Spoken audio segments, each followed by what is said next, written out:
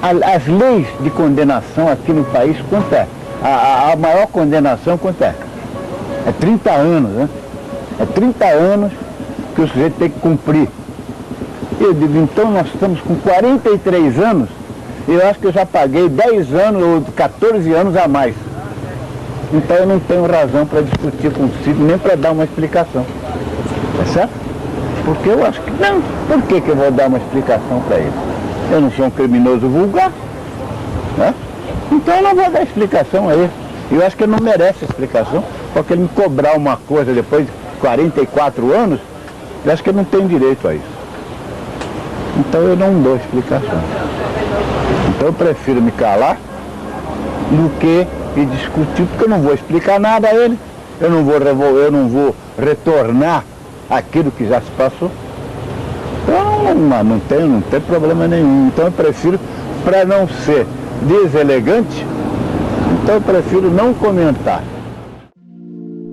Salve, salve, meus queridos amigos, sejam muito bem-vindos ao canal TQSP, o canal Tinha Que Ser Preto, o canal que traz pretos inspiradores e suas histórias inspiradoras. E para a gente continuar inspirando cada vez mais pessoas, a gente conta com a sua ajuda. E você, se inscreva no canal, compartilhe com os amigos, ative as notificações, comentem os nossos vídeos, porque somente assim, juntos, somos muito mais fortes.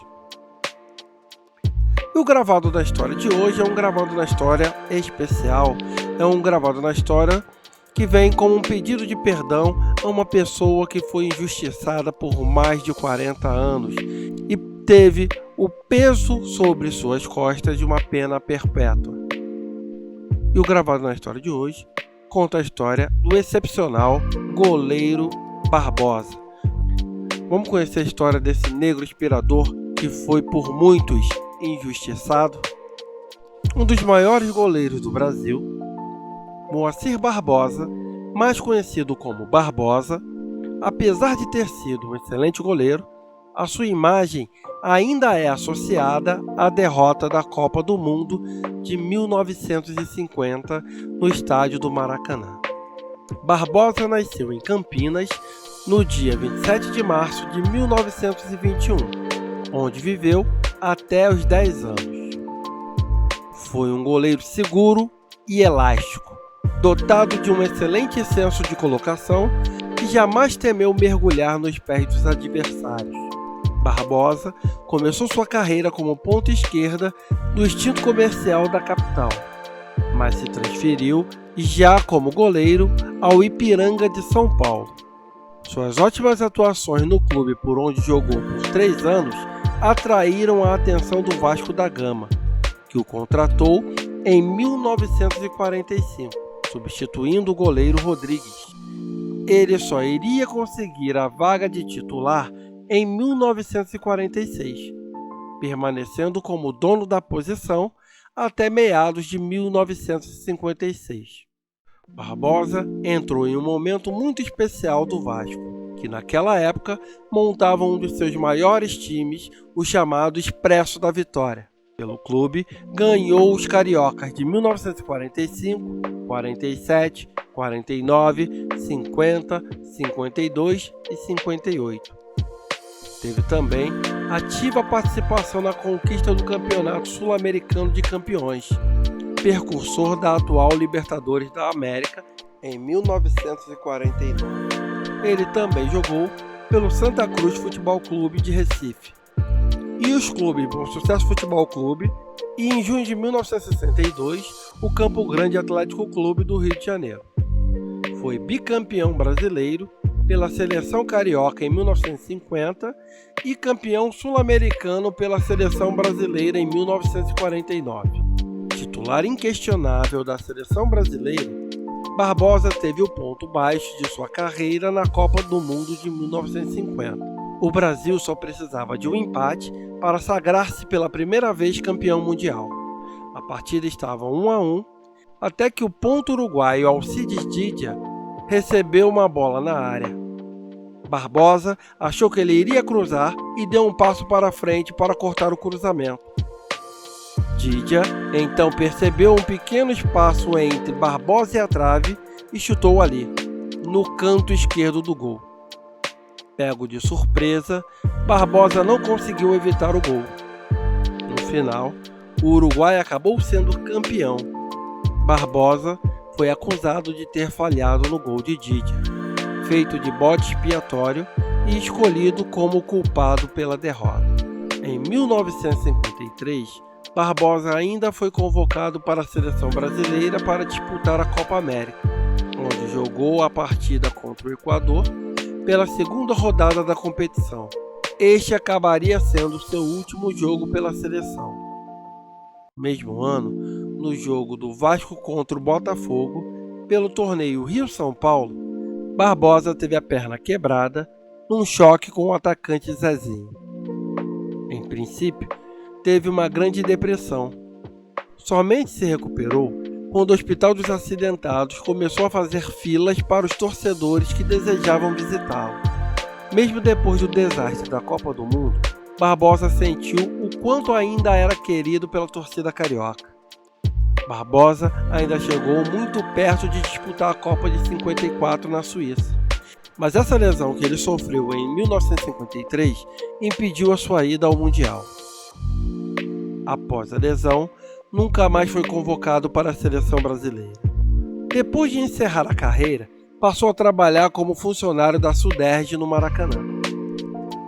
Sempre que Barbosa saía à rua, era criticado por causa da derrota de 50.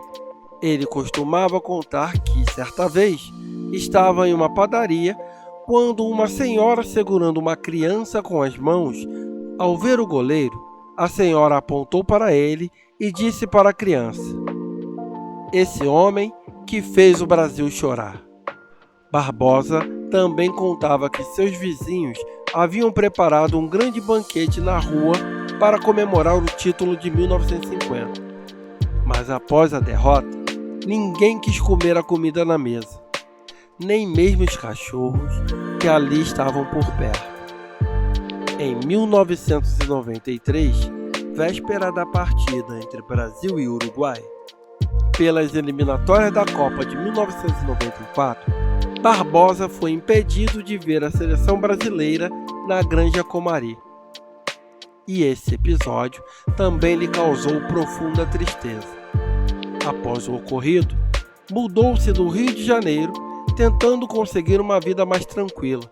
Foi para o litoral paulista, onde a vida melhorou um pouco, mas continuou sendo criticado pela derrota de 50.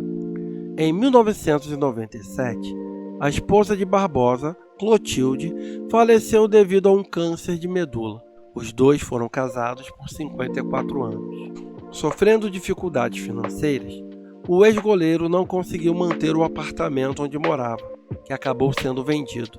Barbosa então passou a sobreviver com a ajuda de amigos e do seu clube, o Vasco da Gama, que lhe enviava dinheiro para que ele pudesse alugar um apartamento. Apesar da dor da derrota, Barbosa também dizia que tinha orgulho em ter sido vice-campeão mundial e lamentava o vice-campeonato não ser valorizado no Brasil como é valorizado em outros países. Barbosa morreu no dia 7 de abril de 2000, na cidade de Praia Grande, São Paulo, onde vivia com sua filha adotiva. Faleceu devido a uma parada cardiorrespiratória após complicação de um AVC. Foi enterrado no cemitério Morada da Grande Planície, em Praia Grande, São Paulo. Certamente, uma das criaturas mais injustiçadas do futebol brasileiro. Era um goleiro magistral, fazia milagres desviando de mão trocada as bolas envenenadas. O gol de Didier na final da Copa de 1950 caiu-lhe como uma maldição. E quanto mais vejo o lance, mais o absolvo. Aquele jogo, o Brasil perdeu na véspera. Assim escreveu o cronista Armando Nogueira. E pelas próprias palavras de Barbosa, que disse: "No Brasil não existe prisão perpétua, e eu fui condenado a uma pena perpétua. Pena essa que ele cumpriu injustamente até o final de sua vida. E nós estamos aqui para tentar minimizar essa injustiça cometida pelo povo brasileiro e para relembrar que o Clube Vasco da Gama e a torcida deste clube nunca esqueceram do excelente goleiro que ele era e que vestiu a camisa do Vasco e também da seleção brasileira com muito amor. E que dentro de campo são 11 contra 11. E se um perde, todos perdem.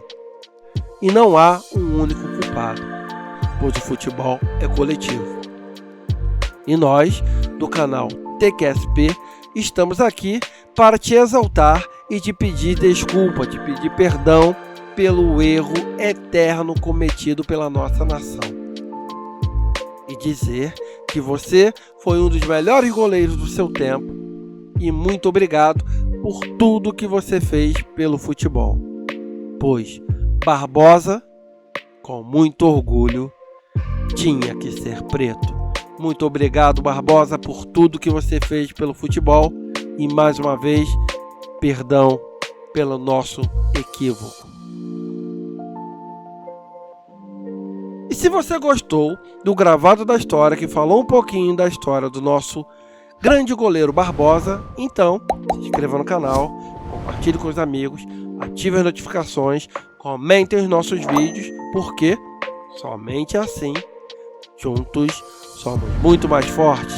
Um grande abraço, um grande beijo e até o próximo Gravado na História.